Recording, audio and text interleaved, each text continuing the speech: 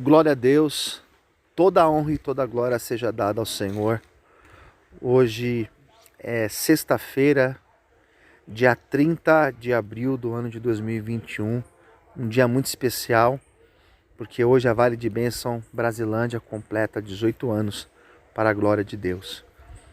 Estamos diretamente do Monte dos Menonitas em Embu e estamos em oração para que Deus continue abençoando a tua vida e continue abençoando a obra dele. Deus tem uma palavra para você nesse momento. Vamos orar em nome de Jesus. Senhor Deus, Pai de amor, Deus misericordioso, nós estamos diante da tua presença nesta manhã. Que presença gloriosa, meu Pai. Aleluias. Estamos constrangidos pelo teu amor, meu Pai, e pela tua graça já manifesta neste lugar, meu Pai. O Senhor nos visitou poderosamente. Amém, e agora Pai. nós pedimos, Senhor, continua falando conosco, falando aos nossos corações, falando, Senhor, com os teus filhos, que serão ministrados agora pela tua palavra. Fala conosco, coloca a tua palavra no coração do teu servo, meu Pai, e dá a ele graça para transmitir, Senhor, aos nossos corações, em nome de Jesus. Amém. E graças, a Deus. A palavra nesta manhã, a palavra que Deus colocou nos nossos corações, é uma palavra que está em Salmos, no capítulo de número 49. Salmos 49. E o versículo 1 deste salmo, que é atribuído aos filhos de Coré, ou Corá, diz assim o versículo 1: povos todos, escutai isto, dai ouvidos, moradores todos da terra, tanto plebeus como os que têm fina estirpe, todos juntamente, ricos e pobres. Os meus lábios falarão sabedoria, e o meu coração o meu coração terá pensamentos judiciosos. Inclinarei os ouvidos a uma parábola, decifrarei o meu enigma ao som da harpa. Versículo 5. Porque hei de eu temer nos dias da tribulação, quando me salteia a iniquidade dos que me perseguem, todos os que confiam nos seus bens e na sua muita riqueza se gloriam.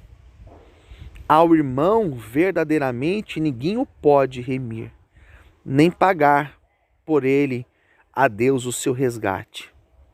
Pois a redenção da alma deles é caríssima, e cessará a tentativa para sempre, para que continuem a viver perpetuamente e não veja a cova. Porquanto, vê-se morrerem os sábios e perecerem tanto o astuto como o inepto, os quais deixam a outros as suas riquezas. O seu pensamento íntimo é que as suas casas serão perpétuas e as suas moradas para todas as gerações chegam a dar o seu próprio nome às suas terras. Todavia, o homem não permanece em sua ostentação. É antes como os animais que perecem. Tal proceder é estultícia deles. Assim mesmo, os seus seguidores aplaudem o que eles dizem. Como ovelhas são postos na sepultura, a morte é o seu pastor. Eles descem diretamente para a cova, onde a sua formosura se consome. A sepultura é o lugar em que habitam. Mas Deus remirá a minha alma do poder da morte, pois ele me tomará para si. Não temas quando alguém se enriquecer, quando avolutar a glória de sua casa. Pois em morrendo, nada levará consigo, a sua glória não o acompanhará. Ainda que durante a vida ele se tenha lisonjeado, ainda que louvem quando faz o bem a si mesmo, irá ter com a geração de seus pais, os quais já não verão a luz. O homem revestido de honrarias, mas sem entendimento, é antes como os animais que perecem. Esse texto fala sobre a vaidade do homem. E o salmista, ou os salmistas, porque é um salmo composto por alguns compositores, os filhos de Corá, este salmo vai falar sobre a fragilidade da vida. O homem, ele pode adquirir bens, ele pode construir um império, ele pode estar cercado de prosperidade, de bens materiais, mas o texto fala que quando ele perece, que quando ele é chamado por Deus, tudo aquilo que ele adquiriu ficará aqui. Nada disso ele levará. O texto fala que ele desce à sepultura e ali ele não pode levar nada daquilo que ele adquiriu enquanto estava vivo. Este salmo nos faz pensar justamente no momento onde no Brasil mais de 400.000 pessoas morreram por conta do Covid. Mais de 400 pessoas pereceram. Tudo que elas construíram, tudo aquilo que elas conquistaram, ficaram. Tudo. Nada se levou. Tudo o que adquiriu em vida permaneceu aqui. Esse texto nos faz pensar da maneira que nós temos vivido a nossa vida. O que de fato nós temos construído? O que de fato nós temos buscado? Qual tesouro nós estamos de fato almejando? Hoje é uma data muito especial, porque hoje a Vale de Bênção Brasilândia, ela completa 18 anos. E as maiores conquistas que esta igreja teve nos seus 18 anos não foram as conquistas da compra de um imóvel, de um segundo imóvel, de uma casa de recuperação.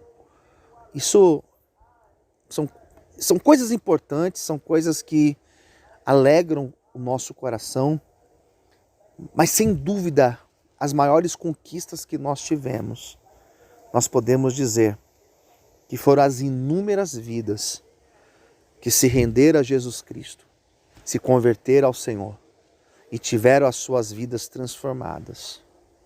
As maiores conquistas não são aquelas que a gente consegue enxergar com os olhos apenas, tocar, comprar com o dinheiro, mas as maiores conquistas, elas estão relacionadas àquilo que está ligado às coisas de Deus.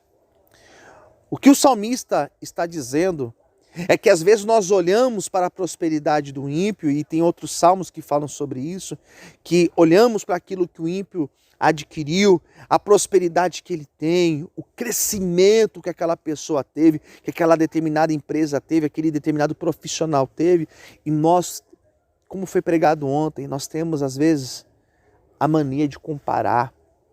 E quando nós comparamos, quando nós começamos a comparar o nosso com o dele, aquilo que aquela pessoa conquistou, aquilo que aquela igreja conquistou, as conquistas daquela outra pessoa, nós nos perdemos no caminho.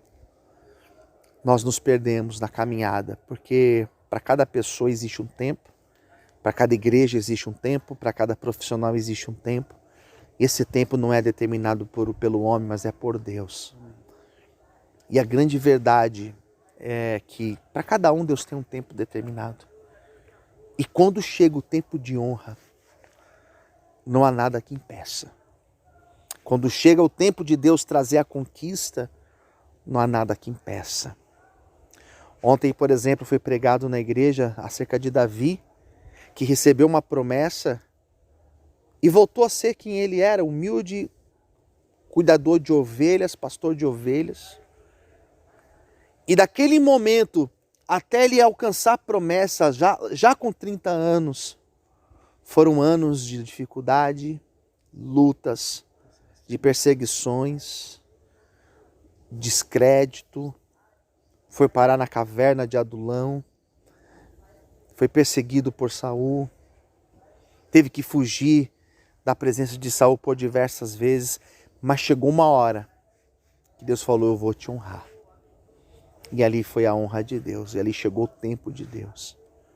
Eu quero finalizar esta palavra dizendo que o tempo de Deus também chegará na tua vida. Não busque apenas a conquista material, as coisas perecíveis aos olhos, aquilo que a traça pode consumir, aquilo que a ferrugem pode consumir, aquilo que o ladrão pode roubar.